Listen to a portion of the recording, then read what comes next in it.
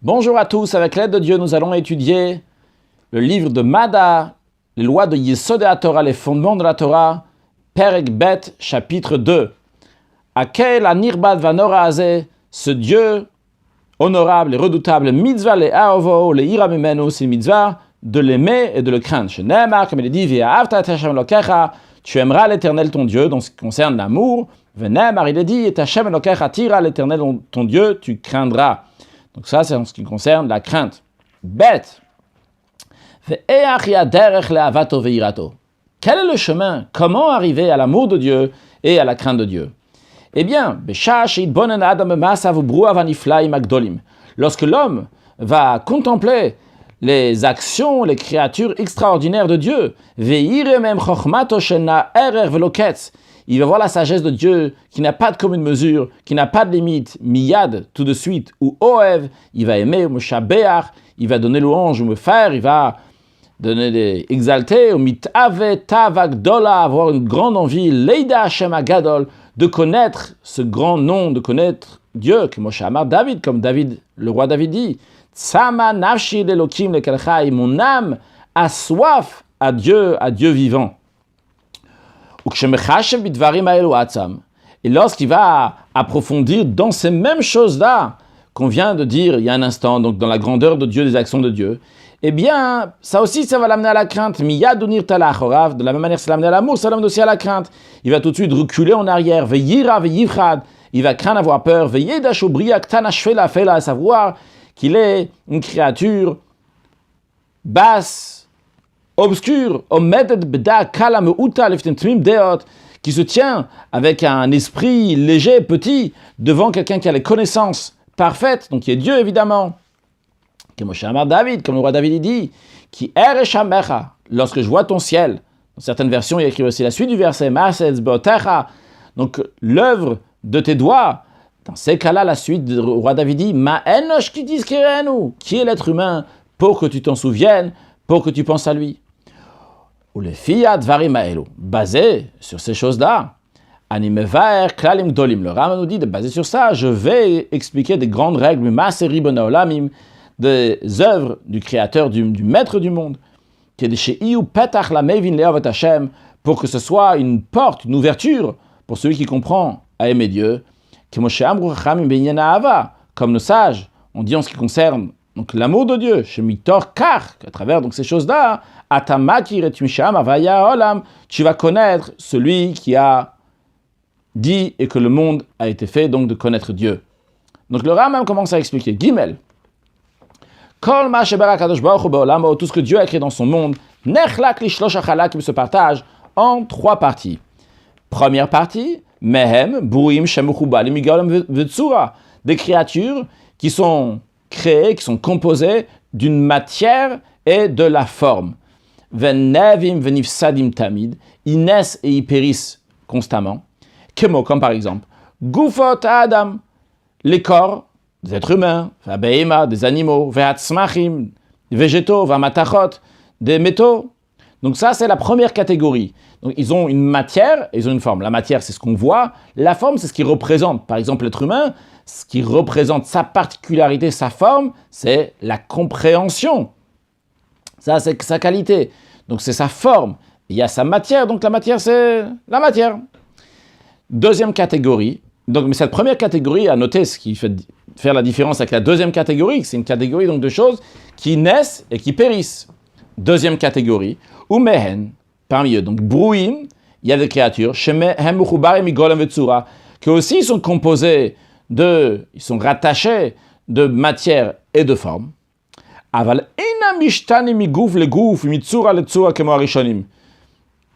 mais eux ne changent pas, ils ne se décomposent pas d'un corps à un autre corps et d'une forme à une autre forme, comme les précédents, donc ceux qui sont donc le corps de l'être humain, les animaux, etc. Elle a seulement quoi? Leur forme est toujours fixée dans leur matière, et ils ne changent pas comme les précédents, l'homme, l'animal, etc. C'est quoi cette deuxième catégorie? Ce sont les sphères qu'on apprendra dans le prochain chapitre de qu'est-ce qu'il s'agit quand on parle des sphères, et les kochavim shebahem, les étoiles qui sont dans ces sphères. Ve'en golmam kishar glamim, et leur matière n'est pas comme les autres matières qui se décomposent. Ve'lotsuratam kishar tsurot, et leur forme n'est pas comme les autres formes. Donc, qui aussi on change constamment. Ça qui change constamment, ils changent. Dans tout cas, eux, ça, c'est des choses qui restent à l'éternité, qui sont inchangeables. Troisième catégorie, ou mehen bruim tsura belogolem klal. Troisième catégorie, c'est une forme sans matière. Ve'em malachim, ce sont les anges. Shamalachim, car les anges, einan guf ou gvia, ils n'ont pas de corps. Et la tsurot nifradot zomizo. Seulement, ils ont des formes qui sont différenciées les unes des autres. Dans la halachahe, on va voir qu'est-ce que ça veut dire qu'ils ont des formes qui sont différentes les unes des autres, même dans la suite de halachahe. Mais avant cela, Dalet. Qu'est-ce que ça veut dire qu'on voit dans les prophètes, par exemple, Yecheskel, il dit, il a vu un ange de feu avec des ailes. Qu'est-ce que ça veut dire? Le Rambam nous dit, Akol Mar et Anavu avec Derechida. Tout ça, c'est dans la vision prophétique, c'est un exemple. L'Omar, ce qu'on vient nous dire ici, c'est pas question de feu ou d'aile, c'est qu'est-ce qu'il n'est pas? Il n'est pas un corps. Littéralement, il n'est pas lourd comme les corps qui sont lourds.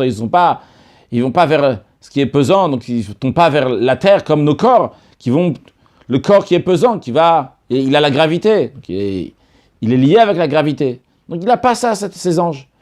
Dans le même esprit de ce qui est dit, car l'Éternel, ton Dieu, c'est un feu dévorant. Est-ce que Dieu c'est un feu? Dieu c'est pas du feu. Et la machal, c'est un exemple quand on dit que Dieu c'est un feu dévorant. Alors de même, et comme il est dit, donc à propos des anges, que Dieu fait ses anges des esprits, ses serviteurs, ses anges, un feu qui est très chaud. Donc c'est juste une image, mais ce n'est pas ce qui sont quelque chose. Maintenant, si c'est juste des tsurot, c'est juste des formes, c'est pas un corps, alors, en quoi ils sont séparés, en quoi ils sont différentes? Cette forme-là d'une autre forme, ils ne sont pas des corps. La réponse de Rambam nous dit, ils ne sont pas égaux dans leur manière, comment ils existent.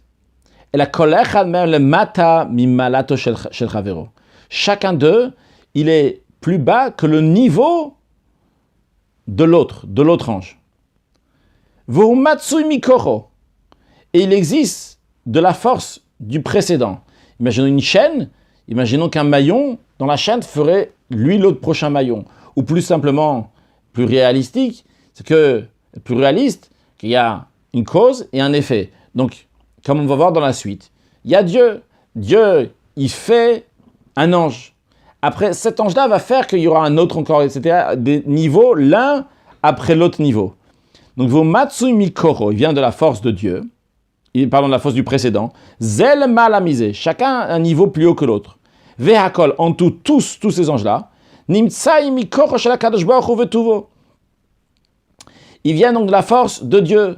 Donc, il y a des anges qui ont été créés, donc direct, si on peut aussi s'exprimer d'une telle manière, directement par Dieu, et les autres qui ont été créés par d'autres, qui sont une cause, un effet, qui amène encore un autre effet, que lui-même devient une cause pour un autre effet, et cet effet-là, encore une cause pour un autre effet. Donc, ceux qui sont plus hauts dans leur niveau, eux, ils sont différents de celui qui est dans un niveau qui est plus bas. C'est ce que le roi Salomon a dit dans sa sagesse en disant Ki gavoa mal gavoa shomer. Car celui qui est plus haut de l'autre qui est haut, il le garde. Ça veut dire que il y a un qui est haut, il y a un autre qui est plus haut. Celui qui est plus haut, il garde celui qui est en dessous. Dans certaines versions, il y a aussi la fin du verset Ugvoi malem. Il y a encore ceux qui sont encore plus hauts au-dessus de tous. En d'autres mots, celui qui est plus haut, c'est celui qui garde celui qui est en dessous. Et ainsi de suite, de différents niveaux dans les anges. Vav. Quand on dit qu'un il est plus bas que la qualité de l'autre, que le niveau de l'autre. Ce n'est pas ici un niveau d'un endroit. Ici, là, c'est tel niveau, là, c'est tel niveau. Non. Ce n'est pas comme quelqu'un il est assis là, l'autre il est assis plus haut. Alors qu'est-ce que ça veut dire qu'il est plus haut en niveau? Et là, comme on dit, deux sages, qu'un sage, Il est plus grand que son ami, que l'autre sage dans la sagesse. Il est plus intelligent. Il est plus haut que son niveau. Ou comme on dit, que la cause, elle est plus haut que l'effet, puisque l'effet est venu de la cause. Zain, Shinu Ishmot Malachim. Les différents noms que les anges ont, Al-Shem Ma'alotamu, c'est en fonction de leur qualité. Ou les Fichar, c'est pour cela, Nikaim, ils sont appelés, le Ram va citer donc 10 sortes de noms d'anges qui sont aussi cités dans le Zohar d'ailleurs. Il dit Chayot HaKodesh, Vem le Malaminakol. C'est le premier niveau, donc le plus proche de Dieu, c'est ce qui s'appelle le Chayot HaKodesh. Ça, c'est le premier niveau des anges. Vem le Malaminakol, ils sont là de tout. Après, on ne va pas traduire le Veofanim, Ve'erelim, Ve'chashmanim, ou, etc. Ça veut dire et, c'est là. Donc on a Chayot HaKodesh, Ve'ofanim, Ve'erelim, Ve'chashmanim, ou Srafim, ou Malachim, Ve'elokim, ou Bene Elokim, ou Kruvim, Ve'ishim. Donc en tout, on a ces 10 noms de niveaux, différents noms et différents niveaux d'anges. Zain, Kol Elu Asara Shamot Shenikou Ba'be Malachim. Ces 10 noms avec lesquels on appelle les anges, Al Shem Eser Malot Shelahem Hen. C'est basé sur les 10 qualités que ces anges ont. Ou Mala Shel Mala Mimena. Une qualité qui a un niveau. Pardon, j'ai dit qualité, c'est donc des niveaux. C'est 10 niveaux. En même temps qualité, mais c'est niveau. Ou Mala Shel Mala Mimena. Et le niveau qui n'a pas plus que ça, et la Malata Kel Baruch, ou qu'au-dessus de ces anges-là, il n'y a que Hachem, I Malata Tzurot Shenikao Chayot, c'est le niveau des formes, donc des anges qui sont appelés Chayot, qu'au-dessus d'eux, il n'y a pas plus haut, c'est Dieu. Les filles Rachnem Abanevoa, c'est pour ça qu'il dit dans la prophétie que les Chayot HaKodesh, Shem Tachat Akise, ils sont sous le trône céleste. Donc ça veut dire qu'ils sont dans le niveau le plus haut. Mala Sirit, le 10e niveau, Imalatatsura Shenikat Ishim. C'est donc le niveau de la forme qui s'appelle Ishim. Vem Hamalachim, ce sont les anges, Shemedabrim Abanivim, qui parlent avec les prophètes. Venirim Laim Maranevua, et qui se montrent dans la vision prophétique aux êtres humains, aux prophètes. Donc ces anges qui parlent avec les prophètes, ils sont appelés Ishim. Le Rambam nous dit, les Ficharniko Ishim. C'est pour ça qu'ils sont appelés Ishim. Shemalatam Kova Mimaladata Adam. Parce que leur niveau, il est proche, mais plus haut que celui de l'être humain, qui est appelé Ish. Et ils ont aussi une sorte de sechel, une manière de parler, puisqu'ils peuvent parler avec les êtres humains, avec les prophètes. Chet, vechol atzurot haelu. Toutes ces formes qu'on vient de dire, donc tous ces anges-là, chayim umakirim et tabore, ils vivent, ils connaissent le Créateur. Veyodimoto gdol gdea gdol adimod, ils le connaissent, une grande connaissance, énorme. Kol tzura vetzura lefi malata. Chaque forme, chaque ange en fonction de son niveau. L'on ne figole pas en fonction de la grandeur de Dieu, cette grandeur, c'est une grandeur qui est infinie. Afilu malarishona, même le premier niveau, donc de Chayot HaKodesh, elle ne peut pas saisir la vérité du Créateur comme elle est. Et la data tsara lehasi, mais sa conscience est petite, trop courte pour pouvoir saisir.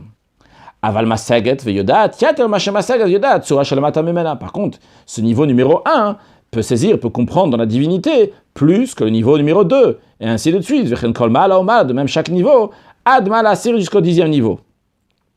Ou mala siri, en ce qui concerne le 10e niveau d'ange, donc celle qui est le plus proche des êtres humains, gami yodat aborede ashen kor bnei adam, amuchubari migolem vetsura yachol hasik veledakemota. Elle aussi, elle connaît le Créateur, donc Dieu, avec une force que les êtres humains, qu'eux ils ont pas seulement la forme, ils ont la forme et une matière. Les êtres humains ne peuvent pas saisir ce niveau, que le 10e niveau qui est au-dessus des êtres humains va saisir Dieu. Vehakol, et tous les 10 niveaux, et les êtres humains évidemment aussi, Einam yodim et tabor, ne peuvent pas connaître Dieu que Moshe Yodat, comme Dieu se connaît lui-même, comme on va voir dans Halacha Yud. Tête, Kol animitzaim chutz minabore, toutes les créatures qui existent, donc littéralement à l'extérieur du Créateur, donc tout ce qui existe par le Créateur, Mitsua Rishona, depuis la première forme des anges, le premier niveau des anges, Ad Yatush Katan Shebe Taburaret, jusqu'à un petit moustique qui est au plein centre de la terre. Hakol, tout, Mikoach Hamito Nimtsu, tous a été existé, a été fait donc par la force de la vérité de Dieu, Ou le fiche yodea atzum makir godlo vetifato vamito. Et puisque Dieu se connaît à lui-même, il connaît sa grandeur, sa splendeur et sa vérité, hu yodea akol, il sait tout, vendavar nela mimenu, il n'y a rien qui est caché de Dieu, parce que Dieu se connaît à lui-même et tout vient de Dieu. Avant de continuer, expliquer oralement ce que le Ram va nous dire ici dans la Halacha Yud, et c'est d'ailleurs le Admour Azaken, le fondateur de la Chassidut Chabad, Rabbi Shneur Zalman, dans son livre magistral, le Tanya, il ramène plusieurs fois cette notion-là, Hua Yodea, Hua Yadua, Hua Mada. Donc qu'est-ce que cela veut dire? Lorsqu'on étudie quelque chose, nous les êtres humains, il y a trois éléments. Il y a moi, Menachem, je suis le Yodea, je suis celui qui est Yodea, qui sait, c'est potentiellement, moi, en tout cas, je suis un potentiel Yodea, savoir. Dans moi-même, qui est-ce qui va comprendre, étudier le sujet? C'est le Mada qui est dans moi-même. Donc mon cerveau. Il y a mon cerveau, il y a moi et mon cerveau, c'est deux choses qui sont différentes. Mon cerveau va attraper un sujet. Le sujet qui va être attrapé par mon cerveau, qui va être compris par mon cerveau, c'est le Yadoua, la chose qui est connue. Par exemple, j'étudie le Rambam. Alors, il y a moi, mon cerveau qui étudie le Rambam. Maintenant, le Rambam, il y a une nouvelle information qui est rentrée dans mon cerveau. Et maintenant, je suis un Yodea grâce à mon Mada qui a saisi le Yadoua, qui est la chose qui est connue. Dans tous les cas, là, qui est connue, que j'aurais pu connaître, et en l'occurrence, qu'on a appris. Maintenant, ça, c'est chez l'être humain. Chez l'être humain, il y a plusieurs choses, puisqu'il y a lui, il y a son cerveau, et il y a la chose qu'il étudie. Mais chez Dieu, il n'y a rien qui est à l'extérieur de Dieu. Tout fait partie de Dieu. Donc, Dieu lui-même, il a tous les éléments. Hua Yodea, Hua Mada, Hua Yadoua. Il est tout en même temps. Il n'y a pas de différents niveaux dans Dieu lui-même. Voyons ça sur le texte. Yud, Hakadosh Baruch Hu makira mito v'yodea oto kemot shehi. Dieu, il connaît sa vérité, il sait comme il est. Ve'eino yodea bedea shei chutz mimenu. Parce que Dieu, il connaît quelque chose, c'est pas avec quelque chose qui est à l'extérieur de lui. Comme c'est que Dieu, il a des nouvelles informations qui lui viennent tous les jours. Il dit, ah, tiens, il y a quelque chose de nouveau maintenant qui lui vient. Non, c'est chez nous, ça. Kemoshanu yodim, quand nous, on sait. She'einanu v'datenu echad. Nous et notre date, notre connaissance n'est pas une seule chose. Il y a moi, il y a mon date. Avala bore, mais le Créateur. Hu v'dato v'chayav. Lui, son date, sa connaissance et sa vie. Echad, il est un, mikol tzad mikol pina. Donc de tous les côtés, de tous les coins, il y en a qui rajoutent ici aussi au Bechol Derech Yichud, donc de toute manière, donc, on est d'unité qu'il peut y avoir. Chez Ilmale Ayachai Bechaim, parce que si Dieu vivait avec une vie, c'est-à-dire qu'il y a lui, il y a la vie qu'il fait vivre. Et donc Veyodea Bedea, et quand il savait quelque chose, c'est avec le dad, donc c'est avec un cerveau qui informe quelque chose. Dans ces cas-là, Hayusham Elokot Arbe, il y aurait eu beaucoup de dieux. Il y a Hu, il y a lui. Deuxièmement, il y avait Chayav, il y a sa vie. Troisièmement, il y avait Dato, il y a sa connaissance. C'est pas comme ça. Dieu, il est un de tous les côtés, de tous les coins, et de toute manière qu'on peut trouver donc pour unir Dieu, que Dieu il est un. Nimtzata Omer. Donc ce qu'il en ressort de tout cela, Hua Yodea, c'est lui, Dieu, le Yodea, le connaisseur. Hua Yadoua, c'est la chose qui est connue, la chose qui est étudiée, entre guillemets. Vehua Dea Atza, lui, c'est aussi le Mada, la connaissance, donc le cerveau. Akol Echat, c'est une seule chose. Vedavarze, cette chose-là, encore bapele omro. Il n'a pas la force dans la bouche de le dire. Alors bien sûr, tu peux dire tous les mots que tu veux, mais dans le sens de l'expliquer, parce qu'on ne peut pas s'imaginer une telle chose, parce qu'on est des êtres humains. Des êtres humains, c'est obligé, il y a quelque chose d'autre qui rentre dans moi, qui m'informe et qui se rajoute au fur et à mesure dans nous, quand chaque jour on étudie encore. Velo ba'ozen le-shamo. L'oreille ne peut pas l'entendre. Velo belev adam la kiru al burio, ni dans le cœur de l'homme de le comprendre jusqu'au bout. Ou le firar. Repartons à ce qu'on disait tout à l'heure. C'est la raison pour laquelle Omr, ils m'ont dit en ce qui concerne Dieu, en ce qui concerne les êtres humains, on dit Chei Paro. Quand on veut jurer, on dit sur la vie. Sur la vie de Paro. Chei Nafsher. Que je jure sur ta vie. Mais l'expression, c'est écrit Chei. Il n'y a pas écrit Chai. On va voir, donc, il y a ta vie et il y a toi. Donc, sur ta vie. La vie de Paro. Il y a Paro, Pharaon, et il y a sa vie. C'est deux choses différentes. Il y a moi, il y a ma vie. Ve'en omrim Chai Hashem. Par contre, ce qui concerne Dieu, on ne dit pas la vie de Dieu. La Chai Hashem, Dieu vivant. Si tu dis Chai ou Chai, c'est une différence fondamentale. Si tu dis Chai, si, Chai, telle chose, la vie de telle chose. Il y a deux choses qui sont différentes. Par contre, quand tu parles de Dieu, tu ne vas pas dire Chai Hashem, la vie de Dieu. Chai Hashem, c'est un Dieu que lui-même, il est vivant. Parce qu'il n'y a pas la vie qui fait vivre Dieu. Car le Créateur et sa vie ne sont pas deux choses. Comme les corps, comme la vie des corps qui vivent, donc les êtres humains, ou bien comme la vie des anges. Le Fira, c'est la raison pour laquelle Dieu ne connaît pas les créatures parce qu'il y a des créatures, il dit ah, il y a une créature là-bas, ah, maintenant je la connais, bonjour. Non, nous, comme nous on connaît des choses, je ne connaissais pas, ah, j'ai découvert aujourd'hui quelque chose. C'est pas comme ça que ça se passe chez Dieu. Dieu les connaît par lui-même, ça fait partie de lui-même. C'est lui qui les a créés, c'est lui qui les fait vivre. Il n'y a rien qui est séparé, qui est extérieur à Dieu. Le Fira. Conséquence de tout ça, c'est la raison pour laquelle, puisque Dieu se connaît à lui-même, il connaît tout. Parce que tout, pour exister, doit s'appuyer sur lui. Yudalef. Ces paroles-là que nous avons dit dans ces deux chapitres-là, c'est juste une goutte de la mer, c'est une expression évidemment, mais de ce qu'il faut expliquer à ce sujet. L'explication donc, des principes qui sont dans deux chapitres qu'on vient de voir, le chapitre numéro 2 qu'on est en train d'apprendre, le chapitre numéro 1 dans le cours précédent, ou Anika Masemerkava, ce qu'on appelle l'action du char céleste. Ça ne se traduit pas en vérité, il faut dire Masemerkava, c'est ce que le prophète Yecheskel il a vu, on appelle ça Masemerkava, le char que Yecheskel a vu, donc c'est cette notion évidemment. Yudbet, Tzivu Chachamim Arishonim, les sages de première génération ordonnaient chez le lidrosh bidvarim eilu ne pas exposer ces sujets-là, il a le ishechad bilvad seulement à une seule personne. Et même une seule personne, il faut qu'il soit intelligent, mevin midato, et que de lui-même, il peut comprendre d'autres choses. On lui dit juste le principe, et vachachach mosrim lo rache prakim. S'il a les capacités, on lui donne donc juste les principes des sujets. Umodim oto shemetz minadavar, on le laisse savoir un petit quelque chose de cela. Vous mevin midato, lui il va comprendre par sa propre conscience. Veyodea sof adavar quand il va savoir le bout des choses et la profondeur. Ou dvarim meilu, ces paroles, ces choses-là, dvarim amukim henad limod, c'est des choses qui sont très profondes. Ve'en kol dad ve'dad ruya le savlan, pas tout esprit peut les supporter. Ve'alen amashtom bechokhmat ou derech mashal, sur ça le roi Salomon a dit dans sa sagesse, en donnant un exemple, il écrit kvasim lilvushecha, comme des brebis pour tes vêtements. Qu'est-ce que c'est des brebis pour tes vêtements? Comme ça, nos sages ont expliqué cette métaphore. Dvarim shem kifshono shel olam, l'expression de kvasim, qui veut dire de brebis, peut se lire aussi avec un shin à la place du sin, pas kvasim, mais kvashim, kifshono shel olam, des choses qui sont des sujets cachés, des secrets donc du monde. Iulil vushecha, ce secret-là doit être à tes vêtements. Ça veut dire dans tes vêtements, klomar lecha levatra, c'est-à-dire pour toi seul. Ve'al tidrosh otam barabim, ne les expose pas en public.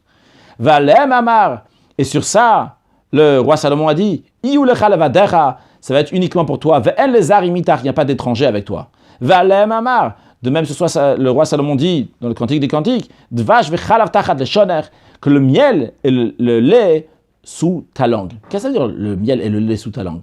Car pershu chachamim arishonim, comme ça on expliquait les sages des premières générations. Dvarim shem ki dvash vechalav, des choses qui sont comme du miel et du lait, iu tachat leshonecha, il faut le mettre sous ta langue et pas au-dessus de ta langue. Conclure avec un sujet de Chassidut. On sait que le Harizal dit que dans les dernières générations, le Harizal a vécu il y a 450 ans, il dit que Moutar, c'est permis de dévoiler cette sagesse. Et pas juste c'est permis de dévoiler cette sagesse, il dit Moutar, mitzvah, c'est mitzvah de dévoiler cette sagesse. Parce que le Rambam, on vient de voir ici, et c'est basé sur ce qui est écrit dans la Gemara, que ces choses-là, il faut les transmettre uniquement à une personne, pas à trop de monde, etc. Tachat leshonecha, sous ta langue, pas au-dessus de ta langue. Et le Harizal, il vient et dit, maintenant, les galot de dévoiler cette sagesse. Comment c'est possible? C'est le contraire de ce que le Rambam nous dit ici, ce que la Gemara, elle dit, qu'il y a plusieurs restrictions. Encore une chose, il faut comprendre, lorsque Mashiach va venir, le Rambam lui-même dit que c'est kola olam kulo, l'occupation du monde entier, pas seulement des Juifs. ça va être la date et Hachem, de connaître Dieu. Donc ce qu'on a appris ici dans les 2 chapitres, qu'il a dit c'est des choses cachées qu'il ne faut pas parler en public. Seulement l'explication est la suivante. Lorsqu'on dit qu'il y a des choses qui sont cachées, le problème, il n'est évidemment pas dans la Torah. Ça, c'est une partie de la Torah. Ces sujets qui sont cachés, que le Harizal a développé, qui a développé après par le Baal Shem Tov, le fondateur de la Chassidoute, et après dans la Chassidoute Rabat jusqu'au Rabbi dans notre génération. Alors, s'il y a quelque chose qui ne va pas, c'est pas par rapport au sujet de la Torah, mais c'est par rapport à la personne qui étudie la chose, qui risque de mal la comprendre et avoir de mauvaises conséquences. Lorsque Mashiach va venir, il n'y aura pas de concurrence, il n'y aura pas de famine, il n'y aura pas de jalousie. Les êtres humains vont être dans une situation tranquille pour étudier ces sujets-là et bien les comprendre. C'est la raison pour laquelle qu'on va les étudier. Maintenant, en ce qui nous concerne, Mashiach n'est pas encore venu. Alors, comment étudier ces sujets-là? 2 réponses. Premièrement, comme le Rambam Maïmonide lui-même dit en ce qui concerne son livre Moreh Nevuchim, le livre des égarés, dans lequel il dit qu'il parle des choses qui sont cachées. Il dit pourquoi je parle de ces choses-là qui sont cachées.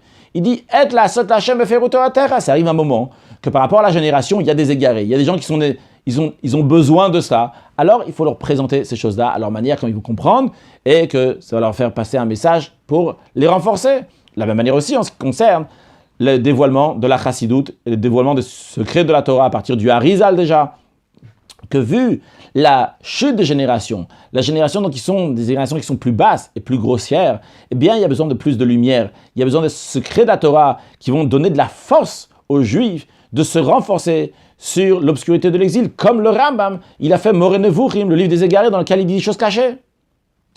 Deuxièmement, il y a plusieurs choses qui sont aussi pour se préparer à la venue de Mashiach.